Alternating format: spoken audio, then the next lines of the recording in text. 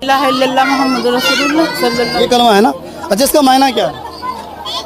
मैंने अल्लाह के सिवा कोई माबूद नहीं, मोहम्मद रसूलुल्लाह सल्लल्लाहु अलैहि वसल्लम बंदे अल्लाह के बंदे बंदे और रसूल हैं। और उनके रसूल है।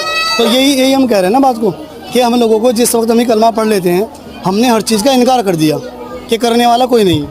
कौन करता है? अल्लाह करता है। अल्लाह करने वाला है। अमलों के अंदर जो सबसे बेहतर अमल है वो कौन सा है ईमान के बाद? दीन। दीन है हमारा। दीन तो बहन कलमा हो गया, दीन तो मुकम्मल कलमा हो गया।